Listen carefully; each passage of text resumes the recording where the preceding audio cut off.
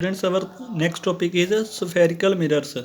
जैसे इसके नेम से ही पता लग रहा है, जो स्फेरिकल मिरर्स होते हैं ये स्फीयर का ही एक पार्ट होते हैं। स्फीयर का मतलब होता है गोल सरफेस कोई भी हो। जैसे ये मेरे पास कड़ा है तो ये भी एक स्फीयर है। अगर हम एक होलो स्फीयर लें, होलो का मतलब अंदर से खाली, ये अंदर से खाली है पूरा, ये सरफेस लें और एक स्ट्रेट कट लगाएं इस पर, यानी कि एक कट यहाँ पे लगाएं और एक कट यहाँ पे लगाएं, तो हमें दो मिरर मिल जाएंगे। एक कनकेव होगा और एक कन्वेक्स होगा। मैं यहाँ पे बता देता हूँ आपको। जैसे अगर ये स्फीयर है हमारे पास, तो अगर यहाँ से दो पार्ट कट कर लें तो इधर वाला पार्ट जो है ये ऐसे आ जाएगा और ये वाला जो पार्ट है ये ऐसे बन जाएगा। अब ये कनकेव या कन्वेक्स मिरर होंगे। अगर पॉलिश सरफेस जो है रिफ्लेक्टिंग सरफेस अंदर की तरफ हुई, मतलब लाइट यहाँ से आई और यहाँ से रिफ्लेक्ट हुई, तो ये मिरर होगा कनकेव मिरर, यानी कि रिफ्लेक्टिंग सरफेस जो जिसकी अंदर की तरफ मुड़ी हुई हो वो कनकेव मिरर होता है। और जिसकी रिफ्लेक्टिंग सरफेस बाहर की तरफ हो, जैसे इसकी लाइट यहाँ से आ रही है और लाइट यहाँ से रिफ्लेक्ट हो रही है, तो ये वाला जो मिरर होता है ये कन्वेक्स मिरर होता है। जो पॉलिश्ड कर्व्ड सरफेसेस होती हैं स्फेरिकल मिरर्स की, ये भी लाइट को रिफ्लेक्ट करती हैं, पर जो ये इमेज बनाती हैं वो बिल्कुल ही अलग होती है जो प्लेन मिरर इमेज बनाता है उससे। फर्स्ट फिर कनकेव मिरर या कन्वर्जिंग मिरर भी बोलते हैं इसको। जो कनकेव मिरर है वो एक स्फेरिकल मिरर होता है जिसमें रिफ्लेक्टिंग सरफेस अंदर की तरफ मुड़ी हुई हो, तो ये होता है कनकेव मिरर। ये भी मैंने आपको बताया भी था। और जो कन्वेक्स मिरर होता है इसको डाइवर्जिंग मिरर बोलते हैं। ये मिरर होता है जिसमें रिफ्लेक्टिंग सरफेस जो है ये आउटर सरफेस होती है इसकी, तो ये कनकेव या कन्वेक्स मिरर होते हैं। हम इसकी एग्जांपल बड़ी इजीली ले सकते हैं। ये जो स्पून होता है हमारे पास, ये जो स्पून है इसकी जो ये अंदर की तरफ रिफ्लेक्टिंग सरफेस है ये कनकेव मिरर है, और इसकी जो बाहर वाली ये वाली रिफ्लेक्टिंग सरफेस होगी ये कन्वेक्स मिरर की तरह एक्ट करती है। Next topic students, usage of spherical mirrors. जैसे प्लेन मिरर्स होते हैं वैसे ही कर्व्ड मिरर्स जो हैं ये भी कई तरह की इमेजेस बनाते हैं। कई एप्लीकेशंस हम इससे ले सकते हैं, मतलब काफ़ी जगह पे ये अप्लाई होते हैं। First is property of concave mirror जो है कि ये बड़ी इमेज बनाता है हमेशा, ठीक है। तो इसीलिए जब इस जैसे बार्बर वगैरह या शेव वगैरह करनी हो हमने, तब इस मिरर को यूज़ करते हैं। या डेंटिस्ट जो होते हैं उन्होंने भी आपके टीथ जो है क्लोजली पूरे डिटरमाइन करने होते हैं, देखने होते हैं, तो उसके लिए भी वो कनकेव मिरर का यूज़ करते हैं। शेविंग मिरर फिर वही आगे जो शेव के लिए मिरर यूज़ करते हैं, ये भी कनकेव मिरर ही होते हैं क्योंकि ये बड़ी इमेज बनाते हैं। और इनको सोलर पावर प्रोजेक्ट्स में यूज़ किया जाता है जिसमें सन रेस जो हैं किसी एक पॉइंट पे फोकस करनी हो। कनकेव मिरर ऐसे होते हैं, ये वैसे बड़ी क्लासेस में है, मैं बता देता हूँ आपको। इस पे जितनी भी रेज आती हैं, जैसे ये 4 रेज हैं, ये चारों रेज को एक पॉइंट पे फोकस कर देता है, ठीक है, एक पॉइंट पे कन्वर्ज कर देता है, इसीलिए इसको कन्वर्जिंग मिरर भी बोला जाता है। और अगर एक जगह पे सारी रेस को इकट्ठा कर देगा ये, तो हीट ज़्यादा प्रोड्यूस होगी, इसीलिए सोलर पावर प्रोजेक्ट जो है उसमें तो हीट काफ़ी चाहिए होती है, तभी कनकेव मिरर जो हैं वो यूज़ किए जाते हैं वहाँ पे।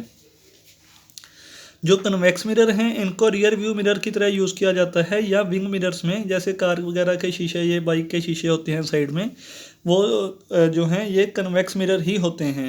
और अदर व्हीकल्स में भी जो पीछे से एंटायर पूरा हमने देखना हो सराउंडिंग्स हमारे आसपास की, तो हम कन्वेक्स मिरर को यूज़ करते हैं।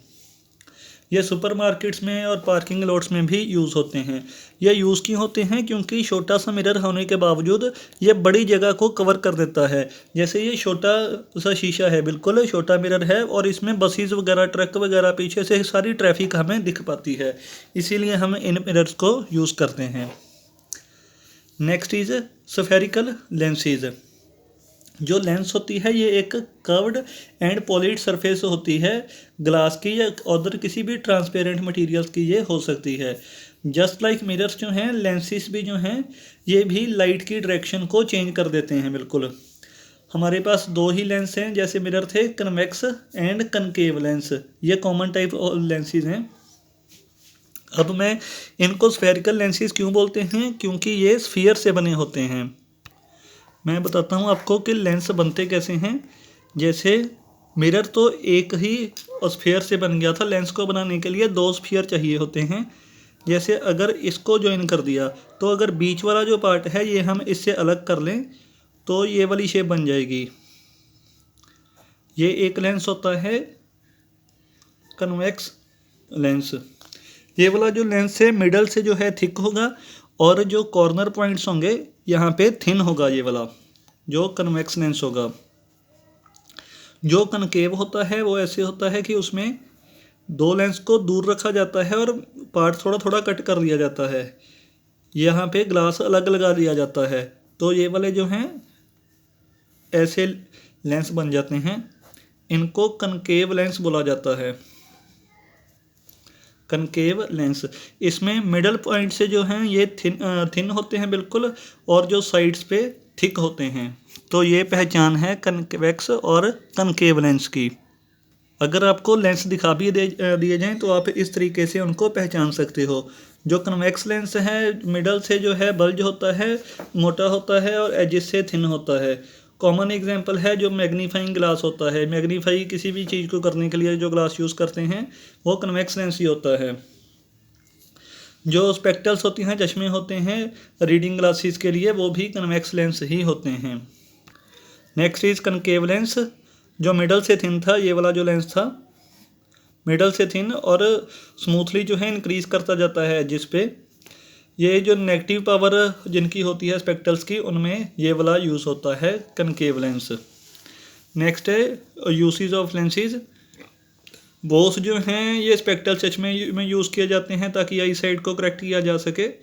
जो कन्वेक्स लेंस हैं ये रीडिंग ग्लासेस है, रीड करने के लिए यूज़ करते हैं। जो कनकेव लेंस हैं अगर शॉर्ट साइटेडनेस हो, ये भी प्रॉब्लम्स हैं इसकी, ये बाद में पढ़ोगे आप, 9th क्लास 10th में आएंगे आपको, तो उसके लिए कनकेव लेंस यूज़ करते हैं।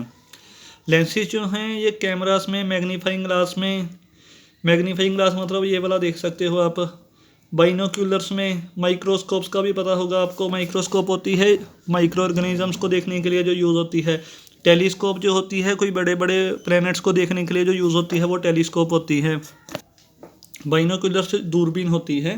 तो इन सभी में लेंसेज यूज़ होते हैं। हमारी आई में भी लेंस होता है, हमारी आई में कन्वेक्स लेंस होता है। Students next topic is colours. एक सीडी लेनी है और इसको सन में रखना है, धूप में रखना है, तो आप देखोगे कि कैसे डिफरेंट कलर्स इसमें से शाइन करते हैं, रिफ्लेक्ट करते हैं। ये एक्चुअली कलर्स जो हैं ये उस सीडी के नहीं होते, ये सन के कलर होते हैं। सनलाइट में ये सारे कलर होते हैं। जो लाइट होती है ये कितने सारे कलर से मिलके बनी होती है। अगर ये सारे कलर्स कंबाइन हो जाएं तब वो वाइट दिखते हैं। तो एक तो ये सीडी वाला वे है कि इससे हमें पता लग जाता है कि वाइट लाइट जो सन से आ रही होती है वो तो वाइट ही दिखती है, तो उसमें कितने सारे कलर्स होते हैं। और एक दूसरा मेथड है ग्लास प्रिज्म से पास करा के। ये आपको लैब में मिल जाएगा साइंस लेबोरेटरी में इजीली ग्लास प्रिज्म। जब ग्लास प्रिज्म में आप किसी भी लाइट को, ट्यूब लाइट को या फिर जो सन की रेज आती हैं सनलाइट को अगर आप देखोगे तो आपको पता चलेगा जो सनलाइट है ये कितने सारे कलर से मिलके बनी होती है। तो ये फिगर देख सकते हो आप, ये प्रिज्म से जब लाइट पड़ती है तो ये कितने सारे कलर्स में स्प्लिट हो जाती है। जब वाइट लाइट कितने सारे कलर्स में स्प्लिट हो जाती है इसी को ही बोलते हैं डिस्पर्शन ऑफ लाइट। अगर आप स्क्रीन एक यहाँ पे रख दो, स्क्रीन मतलब कोई भी वाइट पेज रख दो, कोई ऐसी शीट रख दो जहाँ पे आपको कलर शो हो पाए, तो आप देखोगे कि वहाँ पे कलर्स का एक बैंड बन जाएगा। तो इसी बैंड को बोलते हैं स्पेक्ट्रम। मतलब 7 कलर्स का जो कम्बिनेशन होगा उसको बोलेंगे स्पेक्ट्रम। ये 7 कलर्स होते हैं और ये 7 कलर्स विबग्योर होते हैं। विबग्योर, वी से वायलेट, आई से इंडिगो, बी से ब्लू, जी से green, yellow, orange and red. ये वाले 7 कलर्स होते हैं और इन पूरे बैंड को स्पेक्ट्रम बोलते हैं। हम इसको देख पाते हैं तभी इसको विजिबल स्पेक्ट्रम बोला जाता है। जब वाइट लाइट या लाइट किसी भी ऑब्जेक्ट पे फॉल करती है तो वो ऑब्जेक्ट कुछ कलर्स को तो एब्जॉर्ब कर लेता है बीच में से और बाकियों को रिफ्लेक्ट कर देता है।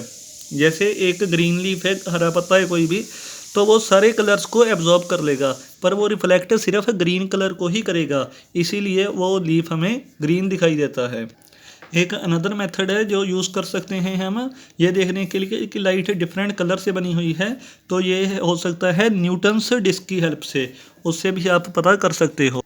ये स्टूडेंट्स, ये है न्यूटन्स डिस्क। जो न्यूटन्स डिस्क है ये एक कलर डिस्क होती है। इसमें कितने सारे जो डिफरेंट कलर्स हैं ये छोटे छोटे पोर्शंस में, इक्वल पोर्शंस में ये कलर किए होते हैं ये पोर्शंस। और जब इसको बड़ी फास्टली घुमाया जाता है तो ये हमें वाइट दिखाई देती हैं। अब ये देख सकते हो आप, ये कलर्स तो 7 कलर्स हैं, पर जब इसको तेज़ी से घुमाएंगे तो ये सारे हमें वाइट अपीयर होगा। ये होता क्यों है? एक प्रॉपर्टी के करके हमारी आइस की प्रॉपर्टी होती है परसिस्टेंस ऑफ विज़न। इसका मतलब है कि हमारे आई में जो भी इमेज बनती है वो सिर्फ कुछ सेकंड्स के लिए ही बनती है, बिल्कुल थोड़े से टाइम के लिए बनती है। सेकंड का भी बड़ा छोटा जो पार्ट है उसके टाइम के लिए हमारे ब्रेन में इमेज बनती है। जब इसको हाई स्पीड पे रोटेट किया जाता है तो डिफरेंट जो कलर्स की इमेज हमारी आइस में बनेंगी वो सारी ओवरलैप हो जाएंगी, मतलब एक के ऊपर एक इमेज बननी शुरू हो जाएगी और ब्रेन इसको वाइट फिर शो करने लग जाता है। तो इसका भी यही मतलब है कि जो लाइट है वो कितने सारे कलर से मिलके बनी होती है।